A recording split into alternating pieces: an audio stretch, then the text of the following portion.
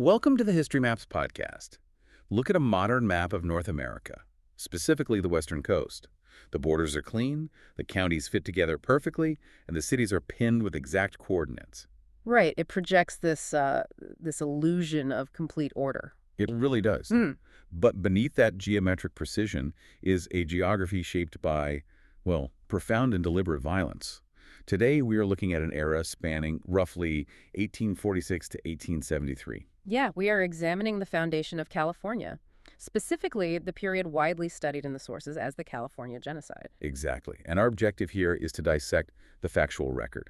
We're going to look at historical accounts, demographic data, and the academic historiography to understand exactly how state policies and settler actions operated on the ground to systematically decimate Native Californian communities. I mean, if you live in, study, or even just occasionally think about the North American landscape, understanding the foundation of that map requires stripping away the mythology. You really have to look directly at the unvarnished mechanics of how it was drawn. So to understand the sheer scale of the destruction during that mid-19th century window, we first have to, establish the baseline. We need to know what existed on that land prior to European colonization. Well, if we rewind to the time before the Spanish arrival in 1769, we are looking at an indigenous population in California estimated to be as high as 300,000 people. 300,000 people. In the context of pre-contact North America, that is an extraordinarily dense population concentration. It definitely is. It was one of the most culturally and linguistically diverse regions in the entire Western Hemisphere. Yeah, I think the sources mentioned the Chumash people along the central and southern coast. Exactly. The Chumash represented the largest single group with a population of around 10,000.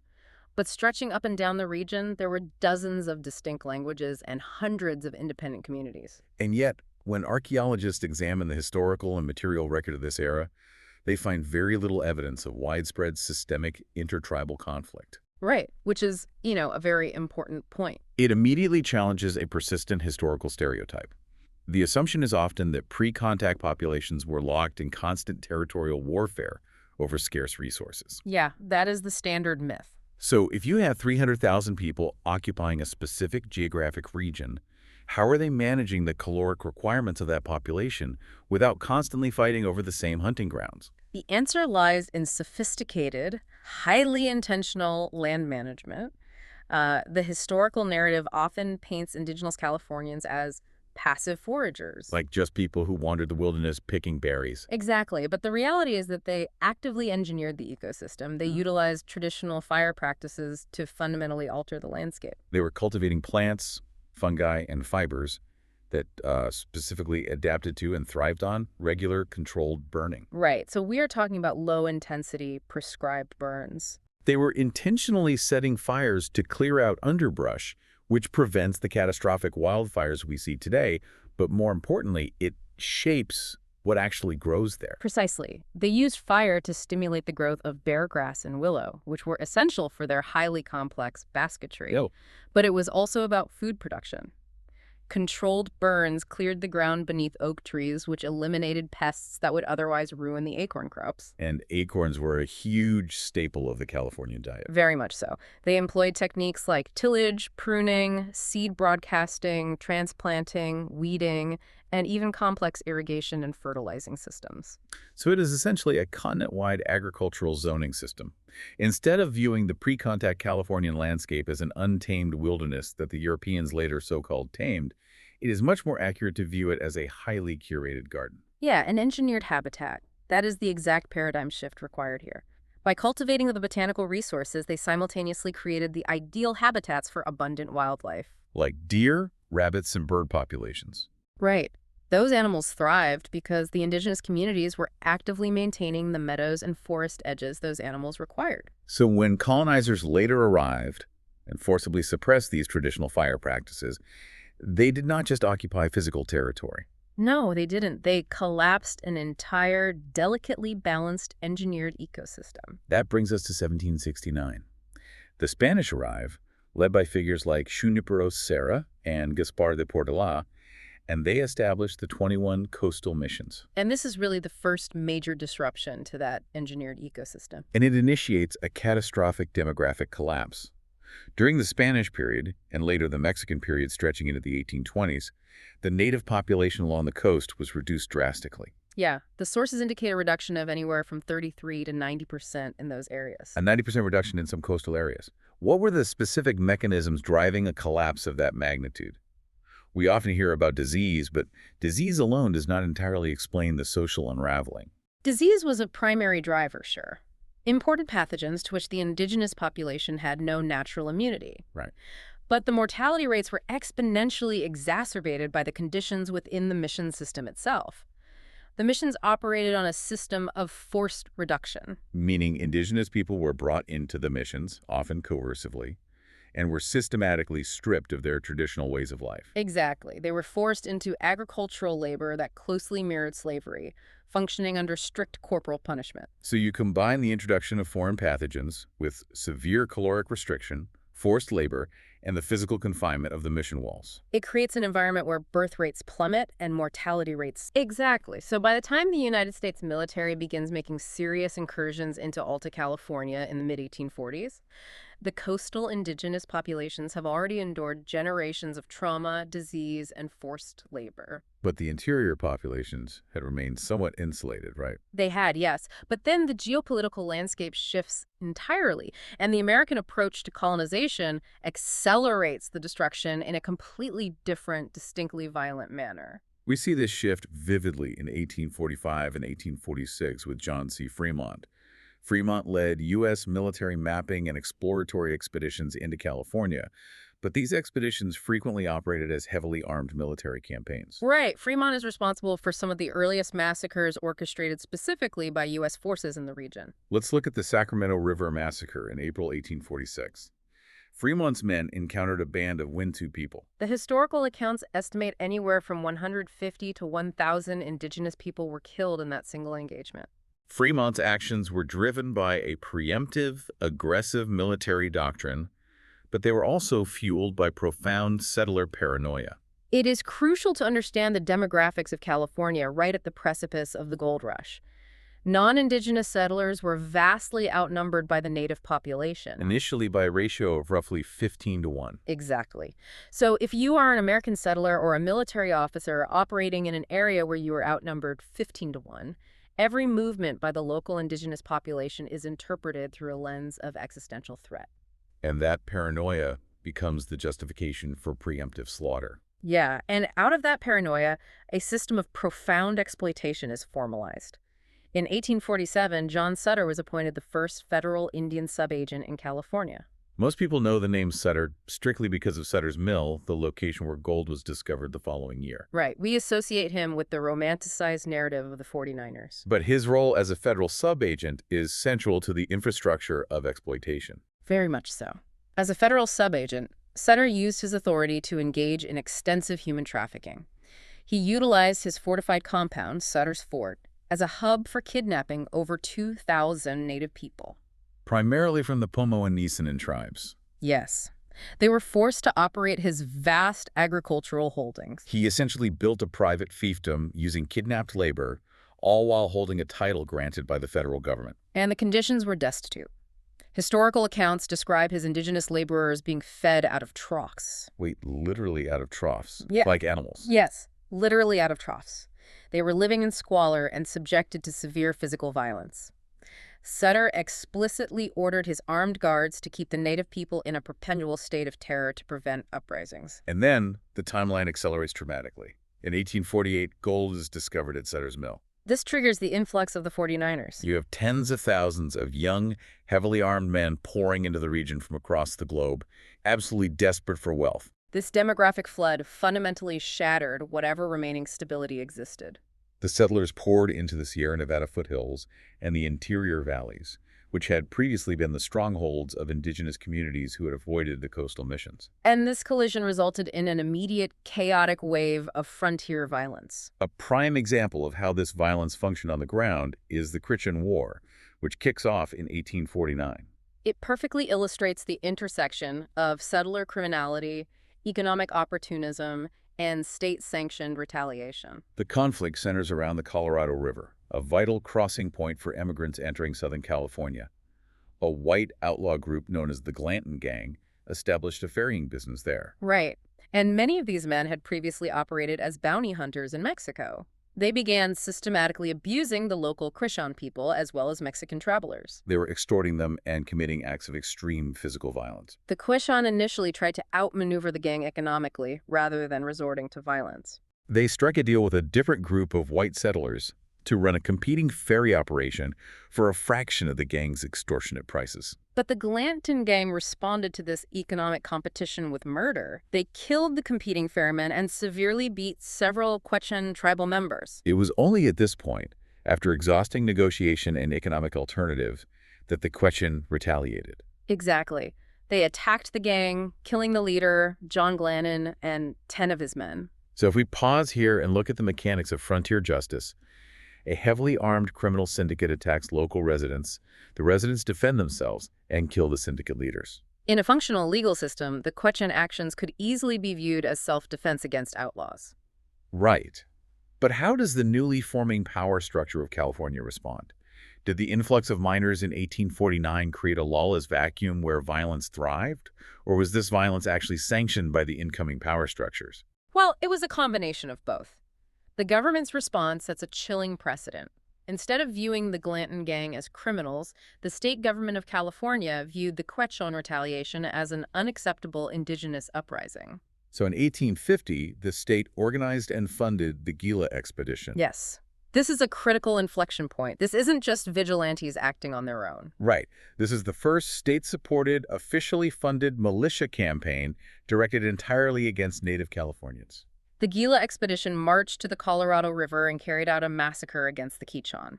It provided the exact blueprint for how California would handle indigenous relations moving forward. What began as chaotic, unregulated violence by miners and outlaws was rapidly formalized, institutionalized, and financially backed by the state treasury.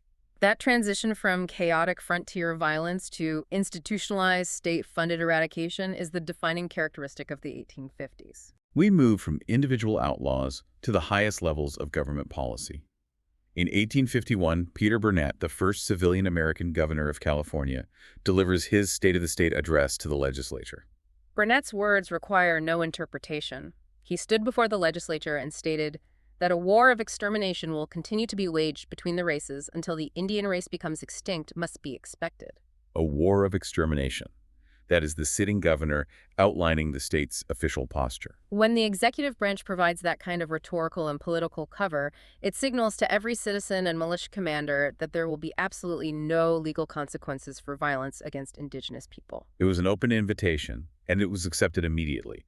We see this manifested in the Mariposa War, which targeted the Yokuts, Miwok, and Paiute peoples in the region surrounding what is now Yosemite. The primary military force in this conflict was the Mariposa Battalion, organized and led by a man named James Savage. Savage is a fascinating and, frankly, dark figure.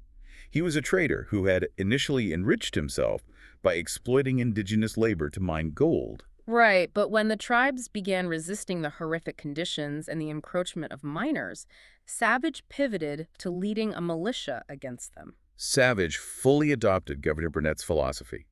When federal treaty commissioners attempted to negotiate with the tribes, Savage actively undermined the process. He explicitly stated that every tribe would be exterminated if they made war on white men. He warned them that white settlers were soon going to be more numerous than wasps and ants. He wasn't just using military force either. He was employing a calculated strategy of starvation.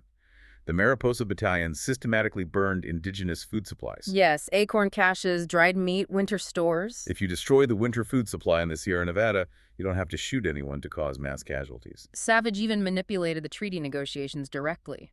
When the Owanechee people expressed a willingness to negotiate, Savage falsely informed the treaty commissioner that the tribe was actually plotting an ambush, Effectively sabotaging the peace process to justify continued military campaigns. Exactly. And the topic of treaties in California during this period is incredibly revealing regarding the state's intentions.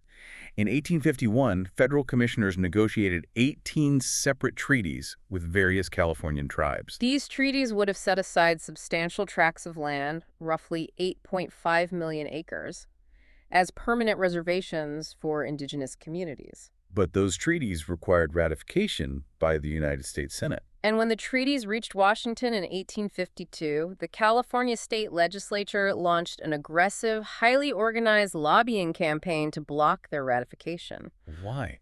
I mean, treaties are usually meant to end conflict. By outright rejecting the 1851 treaties to protect mineral rights, doesn't the state legislature essentially draw a target on these communities? They absolutely did. It came down to geology and economics. The California senators reviewed the maps of the proposed reservations and realized that much of the land allocated to the tribes was situated in the Sierra Nevada foothills. And they strongly suspected, and in some cases knew, that these lands were rich in gold-bearing quartz and other minerals. Right. The state's entire economic engine was built on unfettered access to that mineral wealth. So, if the federal government ratifies the treaties, that mineral wealth suddenly sits on sovereign, federally protected indigenous land. And the state of California could not allow that. Consequently, the U.S. Senate, bowing to the pressure from the California delegation, refused to ratify a single one of the 18 treaties. Furthermore, they placed the treaties under an injunction of secrecy. They locked them in a Senate file where they remain hidden for over 50 years. Let's examine the practical impact of that rejection on the ground. Refusing to ratify the treaties meant Native peoples had no legally recognized safe haven. If you were an indigenous community in 1852, and the treaties you negotiated in good faith are secretly discarded, you are suddenly rendered landless in your own ancestral territory. It entirely stripped them of federal protection. They were living on land that the state government refused to concede they had any right to occupy. This absolute legal exposure left them entirely vulnerable to the exact kind of state-sponsored militias Governor Burnett had called for. The vulnerability of these communities in the early 1850s led to a series of localized, intensely brutal events. We have to look at the vignettes of this era to understand how the violence was executed. Take Ben Wright's actions against the Modoc people in 1852. The Modoc, living in the volatile region near the Oregon border, had been involved in skirmishes with emigrant caravans, largely in retaliation for prior abuses by white travelers. Right, and Ben Wright, a settler who already had a reputation for frontier violence, organized a militia to track them down. Wright realizes a direct military confrontation in the difficult volcanic terrain of the Modoc territory would be costly, so he changes tactics. He proposes a truce and invites the Modoc to a feast to negotiate peace. It was a calculated betrayal. When the Modoc delegation arrived at the camp to negotiate the truce, Wright's men opened fire. The accounts vary, but the sources say between 30 and 90 Modoc individuals were slaughtered in the camp. Among the dead was the father of a young boy who would later become known as Captain Jack, the leader of the Modoc resistance in the 1870s. Wright's betrayal guaranteed decades of future conflict. And the following year, in 1853, we see an even larger scale of violence with the Yontaket Massacre. The Tolowa people had gathered at a village called Yontaket, which was considered the center of their spiritual world, for an annual prayer and world renewal ceremony. Because it was a major religious gathering, hundreds of people from surrounding villages were concentrated in one location. A posse of white settlers from nearby Crescent City learned of the gathering. They organized, marched to the village under the cover of night, and completely surrounded the encampment. They systematically set the cedar plank houses on fire. As the families tried to flee the burning structures, the settlers shot them. 450 Tolowa people were killed that night. It is essential to recognize the nature of these attacks. The Yontaket Massacre was not a battlefield skirmish between armed combatants. It was a calculated, encircling attack on a religious gathering. Exactly. It targeted elders, women, and children specifically to maximize demographic and cultural devastation. And while this physical violence is ripping through the northern and inland communities, the state legislature in Sacramento is actively constructing an economic engine built on the legal exploitation of the survivors. This brings us to a piece of legislation that is vital to understanding the era, the 1850 Act for the Government and Protection of Indians. It is a deceptively innocuous title for a law that effectively legalized the indentured servitude and de facto slavery of indigenous people throughout California. It is a profound historical paradox that requires careful unpacking. California enters the United States in 1850 explicitly as a free state. Right. The Compromise of 1850 specifically prohibited chattel slavery of Black Americans in California. Yet, the state legislature immediately passes a law creating open slave marts for indigenous people. Yes. For the listener trying to grasp the legal framework of this, how did California legally justify open slave marts and indentured servitude? The architects of the law exploited the criminal justice system to bypass the prohibition on slavery. The 1850 Act included a highly weaponized vagrancy clause. So any white citizen could approach a local justice of the peace and declare an indigenous person to be a vagrant. Essentially accusing them of being unemployed or loitering. Given that the state had already stripped indigenous people of their land and traditional food sources, virtually anyone not already working for a white settler could be classified as a vagrant. Exactly. Once arrested for vagrancy, the individual was subjected to a fine. Because they operated entirely outside the cash economy, they could not pay the fine or post a bond. So the law then mandated that the individual be auctioned off at a public block to the highest bidder. And that bidder would pay the fine in exchange for the indigenous person's compulsory labor for a set period, often months or years. It artificially criminalized their existence to feed them into a captive labor market. And this was driven entirely by economic necessity on the part of the settlers. The gold rush created a massive labor shortage in agriculture and ranching because every able-bodied white settler was rushing to the foothills to mine gold. The state needed cheap labor to maintain the food supply and infrastructure. The act also contained an even more insidious provision regarding minors.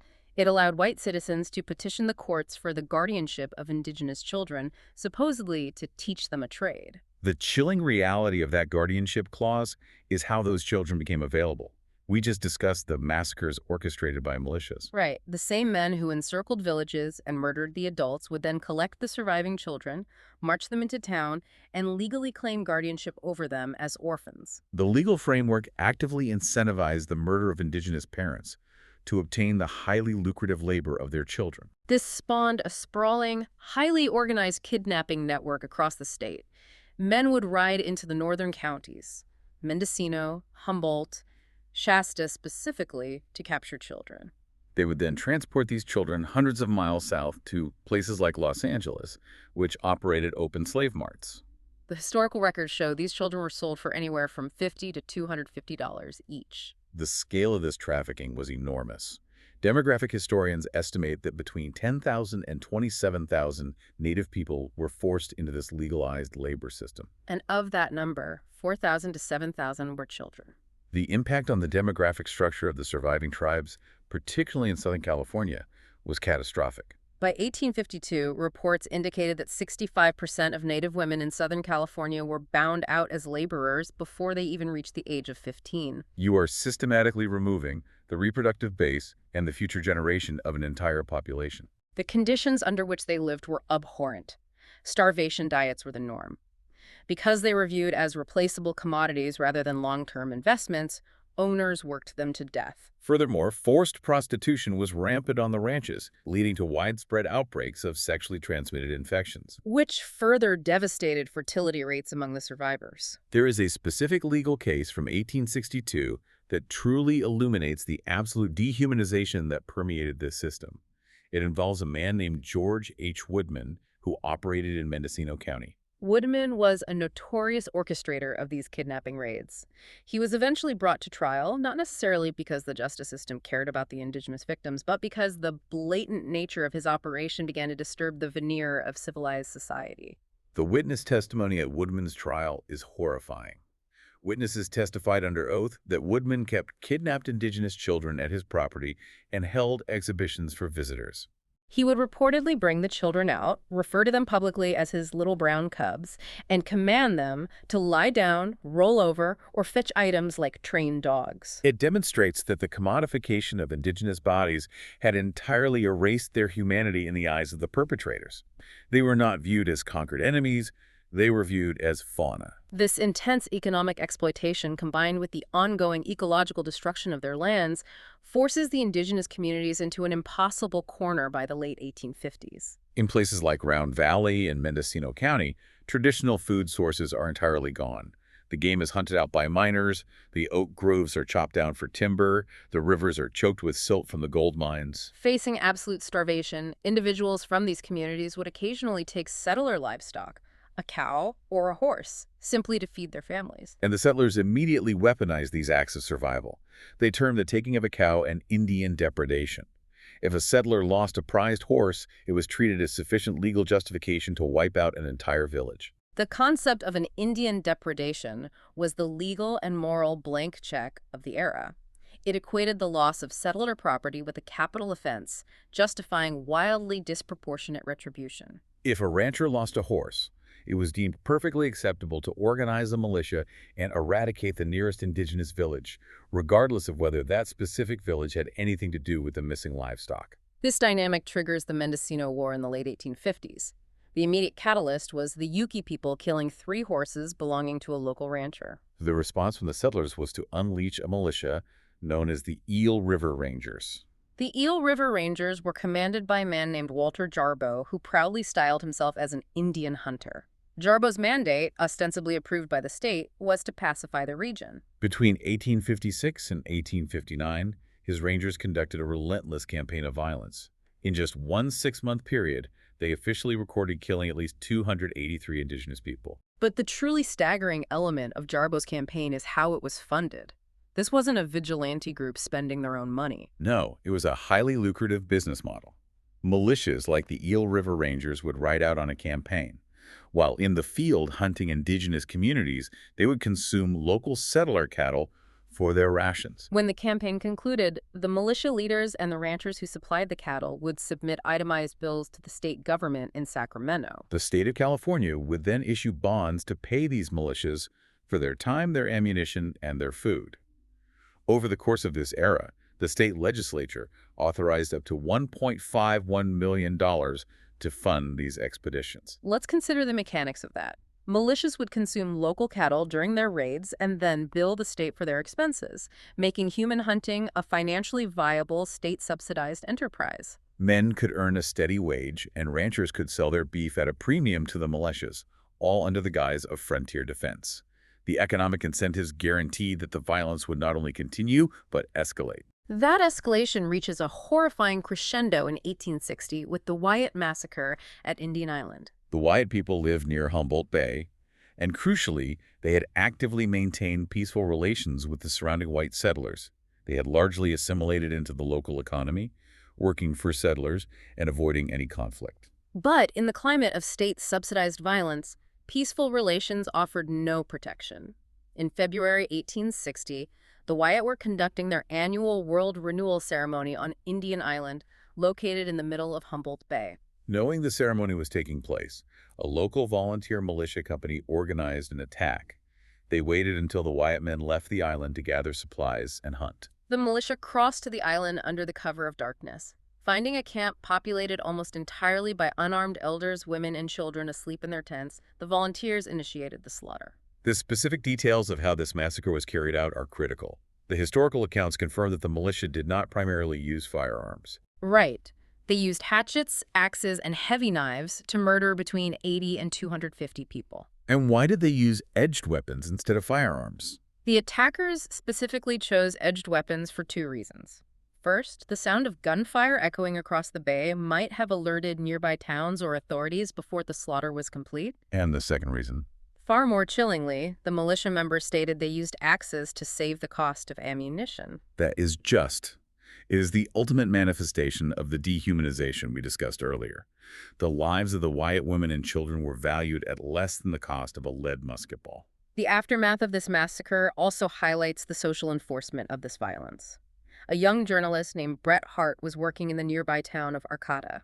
He visited Indian Island shortly after the massacre, saw the mutilated bodies, and wrote a scathing editorial condemning the cowardice and brutality of the attackers. Harte's editorial violated the unwritten code of settler solidarity. Within days of the publication, a mob organized and explicitly threatened to lynch him. Harte was forced to flee the region immediately, narrowly escaping with his life. The mob's reaction proves that the violence was not the work of a few rogue extremists. No, it was fiercely protected and endorsed by the broader settler society. The systematic nature of these campaigns over 3 decades resulted in the near-total destruction of several specific ethnic groups. As we move into the late 1860s and early 1870s, we see the final, terminal stages of these localized eradications. Let's look at the data for specific populations to understand the absolute devastation. We can return to the Yuki people, who were targeted by Walter Jarbo in the Mendocino War. Prior to the arrival of settlers in Round Valley, the Yuki population numbered in the many thousands. Following the relentless militia campaigns, the starvation tactics, and the forced relocations to the Round Valley Reservation, the Yuki population collapsed to roughly 300 survivors. The reservation itself was effectively a death camp due to lack of provisions. Then there is the history of the Yahi people in the remote Northern California foothills. The Yahi were subjected to a decade of repeated, localized massacres from 1865 to 1871. The settlers in the region adopted a policy of hunting the Yahi down whenever they were spotted. This culminated in 1871 with the Kingsley Cave Massacre. A group of heavily armed cattlemen tracked a band of Yahi to a cave complex. They trapped them inside and poured rifle fire into the cavern. That single event left an estimated 15 survivors of the entire Yahi tribe. 15 people left to carry the entirety of their language, culture, and history. The most famous of those survivors was a young boy who would later be known as Ishi.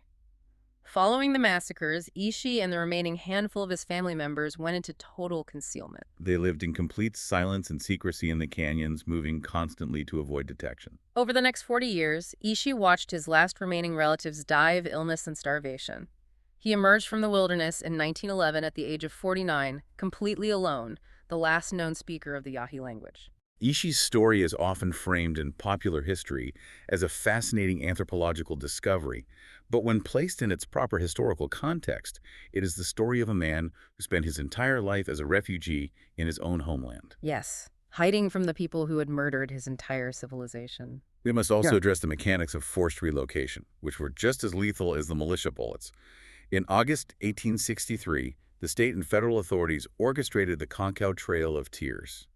The military rounded up 461 Maidu people in the Sacramento Valley and ordered them to march to the Round Valley Reservation. August in the Sacramento Valley brings temperatures frequently exceeding 100 degrees. The Maidu were force-marched across brutal, arid terrain with virtually no provisions and inadequate water. Anyone who fell behind due to exhaustion, illness, or age was either abandoned to die or executed by the military escorts. Of the 461 people who began that march, only 277 survived the trek to the reservation. The sheer logistical cruelty of marching people to death is staggering. What is the psychological and cultural toll on a community when it is subjected to this combination of forced marches, constant hunting, and demographic collapse? The damage transcends physical death. It is the deliberate severing of cultural continuity. When a militia targets a religious gathering like Yaltawkit, they destroy the spiritual leadership. When the legal system kidnaps the children, they erase the future generation. When forced marches kill the elders, the community loses its living libraries, the individuals who hold the language, the botanical knowledge, the history. You are engineering a scenario where even if a few individuals survive the physical violence, the culture itself cannot recover. If we pull back and look at the aggregate statistics for this entire period, spanning 1846 to 1873, the scope of the demographic collapse is profound. The exact numbers are a subject of intense historical methodology, but the scale is undeniable. In the mid-20th century, early demographers like Sherburne Cook attempted to quantify the direct violence. Cook, utilizing the available records of the time, estimated roughly 4,500 violent deaths at the hands of settlers and militias. But contemporary historians, utilizing much more rigorous archival research, have revised those numbers dramatically upward.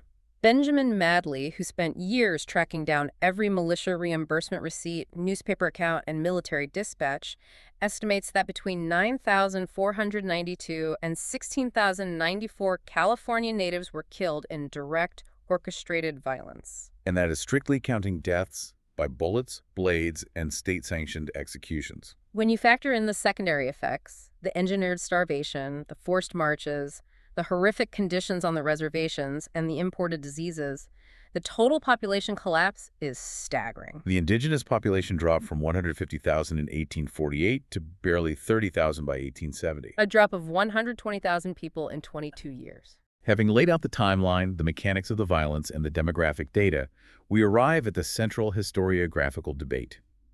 How do modern historians classify these events? This is where we transition from recounting history to analyzing historiography. And just to be absolutely clear for the listener, we are looking at this strictly through the lens of academic historiography based on the sources. We are not taking a side, but rather impartially reporting on how different historians classify these events. Exactly. We are outlining the academic debate based strictly on the provided analyses. The debate centers entirely around the application of a specific legal and historical term, genocide. The definition everyone is arguing over is the one established by the United Nations in the 1948 Convention on the Prevention and Punishment of the Crime of Genocide. The UN defines genocide as acts committed with intent to destroy, in whole or in part, a national, ethnical, racial, or religious group. The convention explicitly lists 5 acts that constitute genocide: killing members of the group, causing serious bodily or mental harm, deliberately inflicting on the group conditions of life calculated to bring about its physical destruction. And imposing measures intended to prevent births, and forcibly transferring children of the group to another group. Let's examine the historians who argue that the events in California definitively meet this UN definition. Scholars like Benjamin Madley, Jeffrey Osler, and Brendan C. Lindsay represent what we might call the intentionalist perspective. The intentionalists argue the fit is exact. They point directly to the $1.51 million the state of California spent reimbursing militias. For them, state funding equates to state intent. They highlight Governor Peter Burnett's explicit call for a war of extermination, arguing this proves top-down rhetorical intent. They also map the events directly onto the UN's 5 acts. The massacres fulfill the criteria of killing. The destruction of food stores and forced marches fulfill the criteria of inflicting conditions calculated to bring about physical destruction. And the 1850 Act, with its kidnapping rings and slave marts, literally fulfills the criteria of forcibly transferring children to another group. For the intentionalists, the combination of legislative action, executive rhetoric, state funding, and systematic child abduction presents an airtight case for genocide. On the other side of the academic debate, we have scholars who strongly push back against the application of the term genocide to the California context. Historians like Gary Clayton Anderson and Michael F. Magliari represent a more structuralist view. Their argument is not a denial of the horrific violence, but rather an argument about historical taxonomy and legal definitions. Anderson prefers the term ethnic cleansing. What is the core of their argument? If they acknowledge the massacres and the population collapse, why do they reject the label of genocide? Their argument hinges on the question of centralized federal intent. They argue that while the California state government was undeniably complicit, there was never a coordinated, top-down blueprint from the United States federal government in Washington to exterminate all Native Californians. They point out that the federal government actually attempted to negotiate treaties, even if the state blocked them. So they view the violence as a decentralized, localized phenomenon driven by settler greed and racism, rather than a monolithic federal policy of eradication. Furthermore, they argue that applying the 1948 UN definition, which was drafted specifically in response to the highly industrialized, centrally commanded Holocaust, to the chaotic, localized frontier violence of the 19th century, dilutes the legal utility of the term. They also stress that despite the horrific violence, the primary mathematical driver of the demographic collapse remained imported diseases, which were not intentionally weaponized in a coordinated biological campaign. So is the debate essentially about whether the destruction was a top-down, fully orchestrated government blueprint versus a localized, settler-driven eradication that the government just continually funded and ignored? That is the exact fault line of the debate. The intentionalists look at the result and the state funding and say yes. The structuralists look at the lack of a federal mandate and the role of disease and say it was ethnic cleansing, but not genocide. This historical classification isn't just an abstract argument over vocabulary. It has profound, tangible implications for how this history is addressed in the present day. How are the state of California and modern indigenous communities navigating this legacy right now? A monumental shift occurred in June 2019. Governor Gavin Newsom issued a formal executive apology on behalf of the state of California. In his address, he bypassed the academic debate entirely and stated explicitly, it's called genocide. That's what it was, a genocide, no other way to describe it. And that's the way it needs to be described in the history books. The use of the word by a sitting executive is historically significant.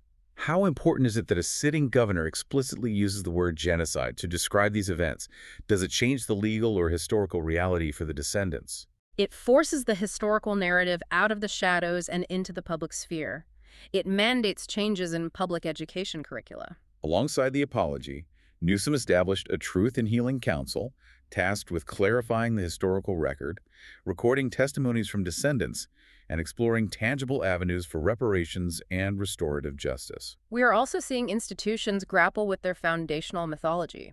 For example, the UC Hastings College of Law, one of the most prestigious law schools in the state, recently undertook a massive internal review and ultimately changed its name. They changed the name because the founder, S.C. Hastings, was not just a wealthy benefactor. Historical research deeply implicated him in the financing and organization of the massacres against the Yuki people in the Eden Valley region during the 1850s. Institutions are realizing that their endowments are tied directly to the dispossession and murder of indigenous people. Beyond the institutional apologies and the renaming of buildings, there is a tangible ecological legacy unfolding on the landscape itself. We discussed at the beginning how the indigenous communities utilized fire to engineer the ecosystem. And we are seeing a resurgence of those exact practices today. Modern ecological science has caught up to traditional indigenous knowledge. State and federal forestry agencies, terrified by the catastrophic megafires fueled by a century of fire suppression, are now partnering with local tribes. Native peoples are returning to their ancestral lands to conduct traditional prescribed burns. They are reintroducing the low-intensity fire practices that the Spanish and the Americans outlawed, and the environmental response is immediate. Ecologists are documenting how these burns are clearing the underbrush, enhancing the water flow in local streams, and revitalizing the plant life and wildlife habitats. It is a powerful example of taking historical trauma and translating it into actionable policy that literally heals the land. As we conclude this examination, I want to leave you with a final thought drawn directly from recent archaeological work. Researchers have been studying native burial mounds located around the San Francisco Bay Area. They are analyzing the isotopic signatures in the remains to determine where these individuals lived during their lives. What does that isotopic data reveal about the era we've been discussing? It reveals distinct, erratic patterns of internal migration. The data indicates that during the height of the violence, indigenous groups were rapidly and continuously relocating. They weren't migrating for resources. They were moving specifically to evade the waves of settler and militia violence. Consider what that means for the people experiencing it. Look back at the modern map of California with its clean lines and permanent borders. Beneath that illusion of order, the landscape holds a hidden geography of historical refugeeism. It is the archaeological footprint of an entire population forced into perpetual motion, constantly running within the borders of their own ancestral homeland, simply trying to survive the machinery of the state. It fundamentally alters the way you perceive the ground you are standing on. Thank you for listening. History Maps. Learn history visually.